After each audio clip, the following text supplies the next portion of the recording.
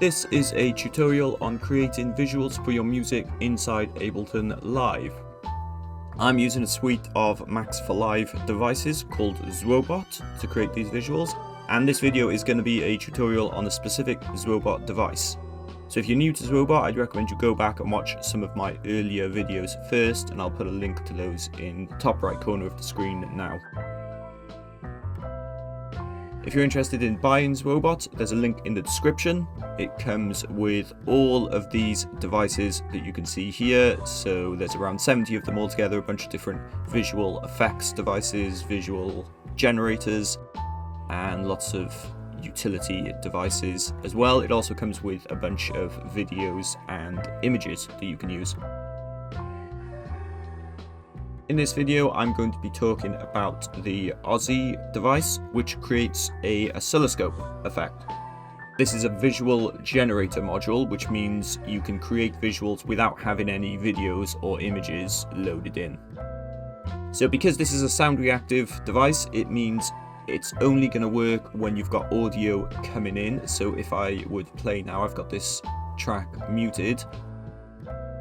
You can see nothing is happening because there's no audio coming into it, but if I unmute this track, now we're starting to see it. So you need audio coming in order for this to work. I've already dropped it into my project. As you can see, I've connected it to my player. I've also got some filter devices here and an LFO, which I'm going to be using later, but for now we can just ignore that. Like I said, it creates a oscilloscope effect, so that's what we can see here. This is responding to the audio that's coming in. So let's unmute this track so we can see how it's reacting to the audio.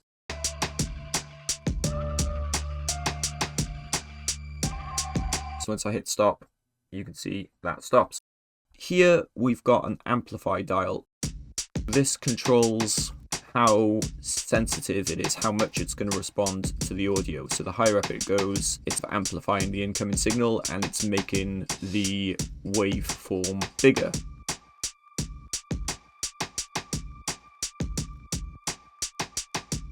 Then we've got weight. This controls the thickness of the line. So by default it's on 20. I can bring that down and you can see we get a thinner line. I can also bump it up to get a thicker line. And here we've got different draw modes. This controls how the waveform is displayed. So by default it's x-axis, so it's just a horizontal line. But you can change it to be on the y-axis, so then it's a vertical line.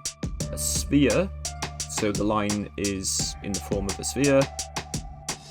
X and Y means that the left channel is going to be on the x-axis and the right channel is on the y-axis, but it averages it out. So because my track here is fairly even across both left and right channels, it's going diagonally.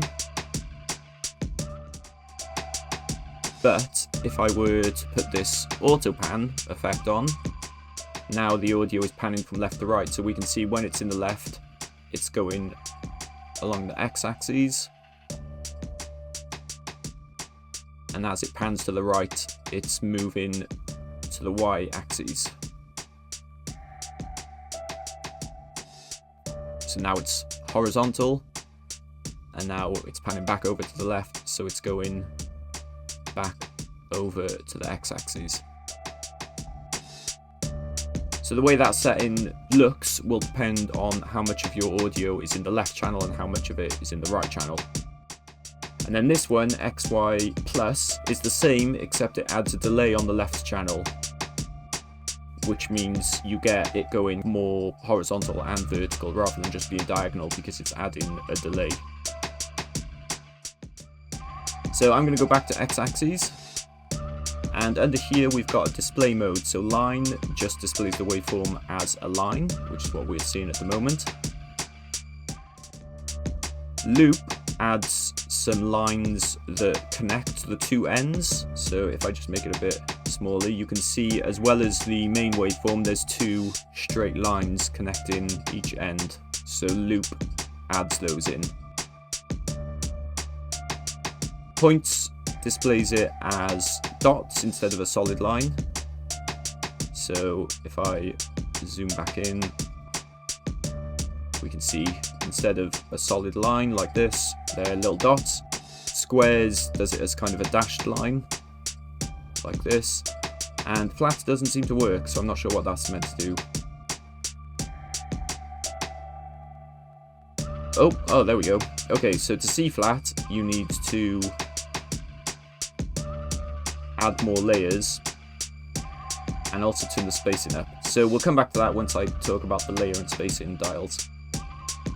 Here we've got a density dial, so this controls the density of the waveform. So when it's turned right up, you can see it's more packed in, whereas if I bring it down, it's spacing out the peaks of the waveform a bit more, so it becomes very flat when you bring it right down. Then we've got compress. This acts as an audio compressor, so it's kind of similar to the Amplify setting, where you're basically gonna make the waveform larger. And then smoothing will smooth out the movement, so as you turn it up, you're not going to see the waveform moving so much.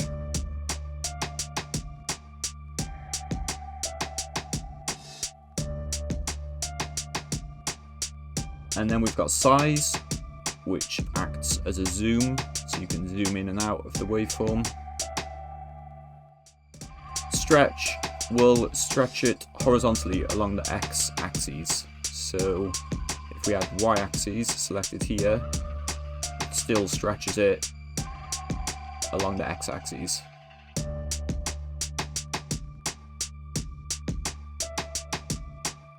Same with these other display modes.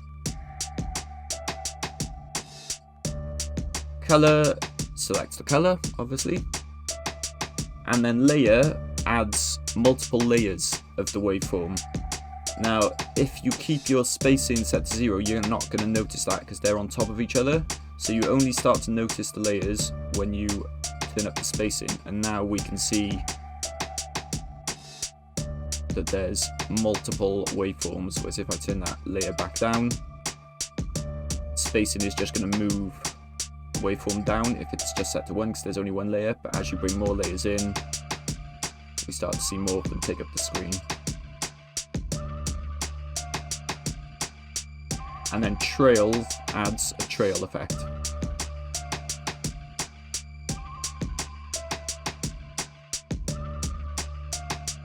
So let's go back to this flat display mode and turn up the layers, but we also need to turn up the spacing. Instead of having the waveform as a line, it has it as a flat white space.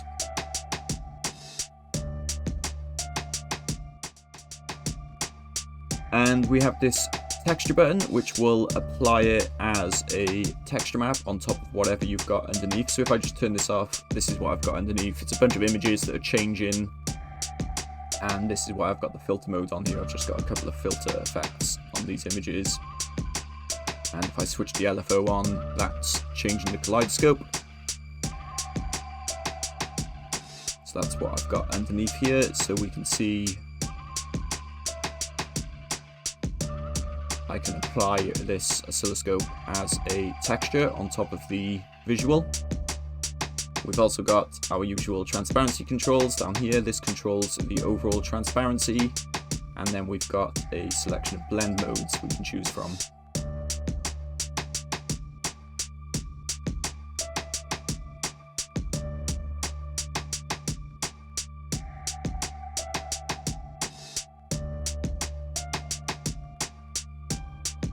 Now, as well as the actual waveform and the whole device itself being audio reactive, we also have audio reactive settings for some of these parameters.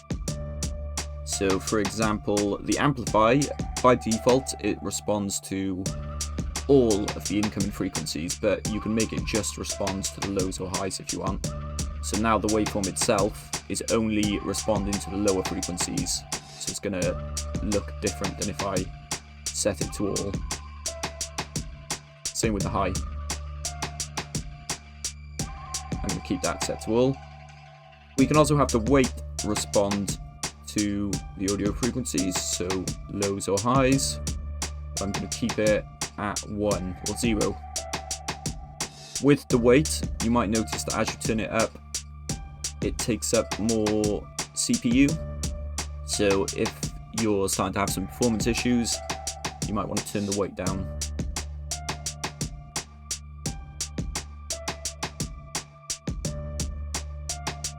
And density and compress, we've also got some audio responsive controls on them, so let's set them both to respond to the low and high frequencies.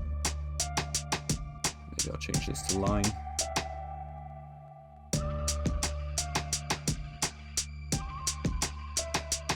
And you've also got those on the color, trails, spacing, layer and size controls. Let's have the color change, and maybe the size. Maybe we'll do the layer as well, but we'll have the layer get lower instead of higher.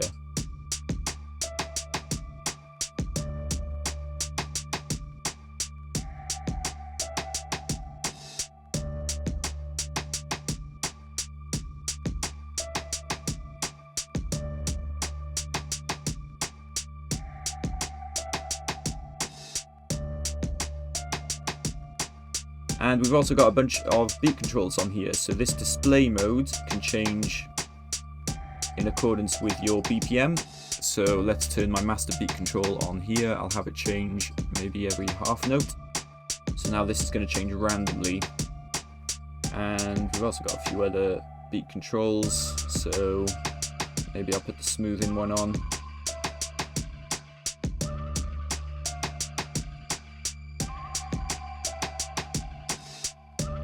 That's the oscilloscope effect. If you like this video, hit the thumbs up button, subscribe to the channel. I've got loads more ZwoBot tutorials if you want to watch those, and I'll be back with another one soon.